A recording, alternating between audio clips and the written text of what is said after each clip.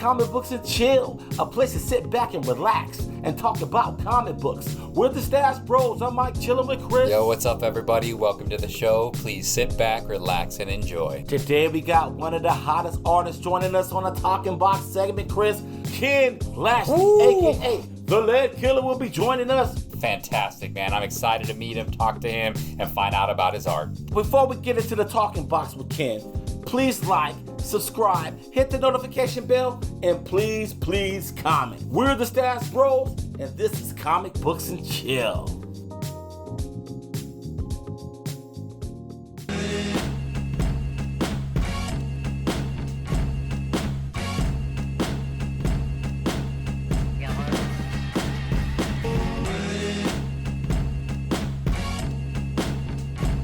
Our next guest is one of the most prolific artists working today. On any given Wednesday, you can find some of his work, whether it be on Aliens, the next Batman, Something's Killing the Children variants, you name it, he's most likely worked on it. He's from Canada, and he's still on the Mount Rushmore of killers. We have Ghostface Killer, Master Killer, Killer Mike, and the Ledkilla, Ken Lashley! I appreciate that, man. That's crazy. I love that. Yeah, welcome, Ken. Welcome, Ken. How you doing, Ken? I'm good. I'm a bit tired. I had a crazy long week. Deadlines. I got it all done. Thank you for taking time out of your busy schedule. So we're going to just dive in. So I wanted to start at the beginning, wherever that means to you. At what age did you realize, hey, I'm good at this art thing? I'm still working that out. I mean, I don't know. I mean, I wanted. I mean, want is more important than skill. I mean, and I think that people don't understand. I think you want to do something is more important than having talent at something. Because people always think that, I was born and all of a sudden I just waved my hand and one day I could draw fairly decently. No, it was like work. I wanted to do this. When there was no end in sight. It was just sort of like, I love these comic books things. Let me just start drawing them and see if I could do them. And then I was 12, 13, like everybody else, but I kept at it. I think being an only child helped too. When you're an only child, you have more time, right? Like my mom was an educator, teacher, so she was, I had a lot of things around me that was, she's supporting that. So I definitely was working towards just improving my own skill, just whatever that may be. So that's when I started drawing. I think when I started to really I think it was my grade, probably grade 10 or 11. I was definitely on the football track, one of those guys playing football and all that jazz. And I had a teacher who, Mrs. Winter, I was taking a regular art class. And I was doing pretty well in that regular art class. When I went to an art high school, which had the advanced streams for people would be bused there to go to this, but I wasn't taking that course. I was taking a regular art, killing it. My average was great. I was moving on. And she said, you have a lot of talent. You should, you probably should be in the art stream. And I was like, nope, I'm good. I'm good where I'm at. So I came back in grade 11, I think, or grade 11, and I was in the art stream. She just put me in the art stream. So I was like, and she said, and I was like, I don't recognize these people. And she's like, no, I think you would be better suited for the art stream. And I was like, she goes, don't say anything, just do it for a month and see if you like it. If you don't, then we'll put you back. And I liked it. It was pretty cool. But I was instantly not popular in the art stream because what's a football jock doing in here? Like, what's a football guy doing in here? And then I started drawing, and they're like, oh, dude, the football guy has a little bit of skill, right? So it was like, it was this moment. Then I went from a novelty to like, this guy might be better than all of us. And then it was this moment of, I was just like to draw, man. I just like to draw. That was one of those things. And so that's probably high school, probably grade 11 is where I started to really take off. All right, so part and parcel with that, I'm going to throw a name at you and you tell me whatever comes to mind. John Byrne. Well, John Byrne was my first love in comics. He was the first person that there's a lot of, I shouldn't say that. That's not true. There's a lot of other artists that I really like, but I didn't know. I like the books. I didn't know them per se. I don't know what their names were because it was a weird thing. Like you looked at books for what they were, not for who did what. Like you didn't even understand what a penciler was or what a writer did compared to what this person did. Like you didn't understand all those terms when you were a kid. I definitely gravitated towards, beautifully drawn things. But John Byrne was the first person that I think I was grade 6 or 7, where I started to say, oh, I like this particular look of these characters, who drew that, and started to really sort of look at it and read it and sort of things. But I went to my friend's house, and his name is Sam, and he had a bunch of random X-Men comic books, and I brought my collection, he brought his, and we just started looking at, how you always do, just looking at it. And he said, oh, I love these books, and I go, oh, I love those books. And so we traded books, and I think I traded for about 10 John Byrne X-Men. Nice. I mean, like literally, I think I probably walked out of there with like $2,000 worth of comics now. I didn't think about it. I was just like, oh, I like this. Oh, 132. This is cool looking. Oh, 119. Oh, this is cool looking. Like, not thinking about the fact that these are iconic issues. Because you're just a kid. You're looking at them for what they are. If he's out there too, I said, I'm sorry, I probably owe you some money. But they're well loved issues. Like they're my pride. They're well loved, and I have them all replaced since then. I got beautiful copies of all those books. But that was how I first came into John Byrne, became the focal point. So then I started looking at John Byrne's work, really closely, and I followed him everywhere he went. Fantastic Four and Alpha Flight and all this stuff. Being Canadian, it was great to see him draw like Ontario Place, where I worked there for one summer. It's great to, but that was the first person. And I even have I have 2 John Byrne sketches in my office. Oh wow! I got a Conan drawing and I got a Batman drawing that he's done. So, I give him super props because he made Wolverine pretty much stand out. I've heard that Chris Claremont was pretty much like, let's kill him off, move on, and Byrne's like, For the people that don't know, how easy or difficult was it to get into the comic book industry? It's hard to say. It depends. It was. For me, it was easier than most because at the time when I got in the early 90s, it was like anybody, if you could draw a stick figure, they were going to give you a shot. So they were making so many books back then, the collectible market, the collector's market back then. So they're buying 2 of every issue, one to see, one to keep, one to read. So the numbers were inflated and crazy. And so it was a weird time, I showed my work. I got hired. Mark Asquith was a producer in Toronto who had a TV show called Prison of Gravity, where they talked about comic books and that stuff, and he was doing doing a talk at a comic convention local to me. Masonic Temple was the place, and I showed him my work, and he was just like, "Wow, wow, okay." So but I always gauge myself against the guys who are working in the business. So I never bought the books that weren't the best books. Right. So I would look at those guys as like the best guys, and that's what I would pattern. I'm not going to show anyone my work until I can draw as well as those guys, So, we're talking, I'm going to, unrealistically, of course, you're like, oh, I'm going to draw as good as, who's this guy? Jim Lee. Yeah, I'm going to try and show my work. This guy is Mark Silvestri or this other guy. Like, you always go for the guys who do, Barry Windsor Smith, like the best people. When I felt I was, I could relatively look sort of like that, or the best I could do, I said, I'm going to show it. So I showed it, and he was just like, whoa, like, who are you? And, and I was like, oh, I'm a 23-year-old kid out of Toronto. And he said, I'm going to New York City for do some interviews. I'm going to take your work with you and show it to the Marvel editor, if that's okay with you. And I went, yeah, that's fine by me. And he did that. And he did that. And I got offered 3 jobs. So one of them was, people always think that I took the Excalibur job because it was X-Men, but I did it because they called first. I worked on Excalibur, and I worked that for like maybe 5 or 6 issues or a couple issues, and then Age of Apocalypse. So that was my first wave of work, was Age of Apocalypse.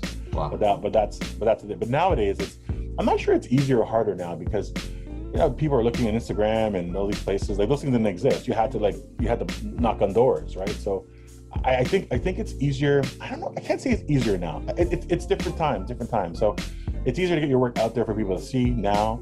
But I think there was more opportunities back then, if that makes sense. What about this medium do you love?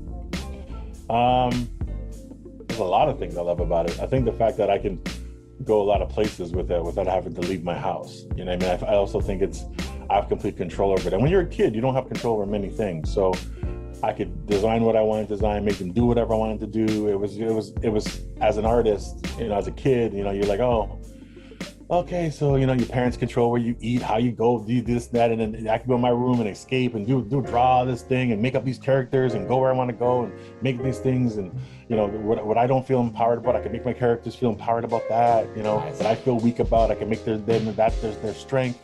It's an escapism, 100% escapism. That's why I really enjoy comic books for that reason.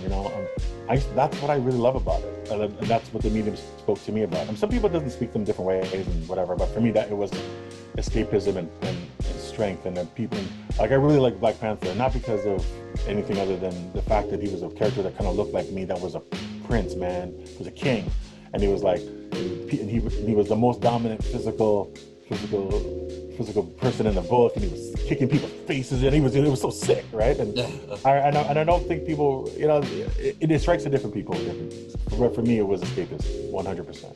Let's talk a little bit about your art method. Have you migrated to the digital platform? I do digital. I do both. I mean, when I'm doing designing, I do a lot of digital stuff. So it's because it's easier and immediacy.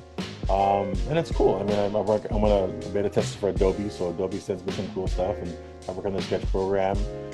So it's just cool. Like they're fun people to work with, and I'm doing an event with them. I speak at Adobe Max every year, and I just talk about my process. I'm doing actually a short, well, it's not really a short. Well, I guess it's a short, 25-minute film that they want to showcase with me in my studio, and they're going to be filming it and stuff. And this is probably the last interview I'll ever do in this space. I got a nice studio space that's going to be. I've always wanted to get a studio space on my own. I've had a couple studios, but it's always shared with other people, or I had companies and I had people working for me, so they were working. So it was never really my own space. It was always like a workspace for myself and them. I have some phenomenal collectibles that I think people would be shocked. Let's just say this: I got rid of my Jim Lee pages for something else, right? So I don't know if you guys know the anime Giant Robo. But, yes. I have 3 cells from Giant Robo. I've got, so I have, and it's, I also have Secret of Nim drawing by Don Bluth. Did a drawing for me, so I have that up. And I got some stuff, right? So it's time for me to, time to showcase. You got to display it for sure. I would love that. And the Stash Bros is the perfect place for it, because that's what we're all about. That's what we're all about, showing us the goods, baby.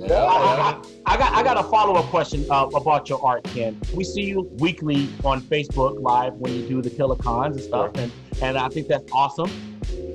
One thing I noticed about your art style, not your art style, but your approach. I really I'm so impressed, because it's almost Vince Carter from back in the NBA. Like he's like super crazy athletic. I feel like you're like super crazy artistic, in the sense that you can do precise things very quickly. I just want to know, how long does it take you on average to do a page or a cover or something like that? Well, it depends. I mean, each page is different. Like depending on what's on the page. This all comes right out of competition. I mean, and I don't want to pretend that it's not. And I can tell you a beautiful little story that's all sweet and nah, man. This is straight out of. I'm here to slay people. I mean, that's just what it is. Like, I mean, like I don't care. Like, I try to be all nice with everyone, and it's a competition. It just is, right? So I see it as every time I step on a Ledkilla Live or Facebook Live or whatever I'm doing, it's about making sure everyone knows that there are levels to this, right? And there are guys who are good, and there are guys who are good, and they're good, but whatever, right? Like so I mean that, and I know I'm trying to be all nice and trying to be sweet about it. And it's true. I'm trying to be nice and try to give my fans a show, try to do stuff, but I draw straight to marker, just to show them the difference between these guys and these guys, right? Like just so like, there are guys out there who do beautiful drawings, do it in pencil, and they work their way and they erase the hell of it. You very rarely see an eraser on my live stream. Yeah, I do it straight to marker, right? So because I want them to know, hey, yo, come on, right? And I do it within an hour. It's always an hour. And also, this is how I got on, is because of drawing live. Because for a lot of years, Marvel and DC didn't think of me as one of those guys. I was good, but I was one of the other guys. Like I was like, there's a level, there's the A-list level, and then there's other tiers. Yeah. But I always knew that I had enough ability to be classified in the top tier. I always knew that, but no one was, it just wasn't happening. And then I sort of like whatever. And I did a what was it? I think I did a sketch duel at a show, and I was Tony Daniel. I think it was Tony Daniel, and Tony Daniel was doing Batman at the time, and I was drawing Superman, and I got there late. I'm telling you the story because people I've never told the story before, and I got there late, and I suppose he had made some cracks about me being late because I was afraid or some nonsense. Ooh. And I was like, oh, okay, right? And it was just funny. It was fun. We're all doing this fair, and he's having fun. We're all having fun. But I took that as an opportunity to showcase how I was a pretty strong artist. And he didn't want to do a Batman drawing. I remember it distinctly because he said, well, it'll be a little bit unfair because he draws Batman. And I leaned into the mic, and I'll never forget, I leaned into the mic and I said, I've seen your Batman, let's do Batman. Right? And it was like funny, but it was sort of like, I'm like, okay, let's do this. And then we did it. And he was super gracious and fun, but you know, this is Highlander, there can only be one, right? So it's funny because that was the beginning of, I think, the people in the comic business or outside of it, even comic, DC was like, oh, whoa, Ken is like, what? And then there was like this moment of, then they started to look at my work with a more critical eye as opposed to just saying, oh, he's slow or this and that or whatever the narrative was. And then they saw me drop fast and I did it, and it was strong work. And that began this whole, oh, Ken is not this, he's this. He's the Ledkilla, and you better recognize. It changed the narrative of what they thought of my work. And when I did more Killicons, and you could see the Killicons and how, you know, when you see Draw Live, like I did that Moon Knight, that Moon Knight is going to be a cover. Spectacular, man. Spectacular. You know what I mean? That Moon Knight was like, I said, okay, you guys pick.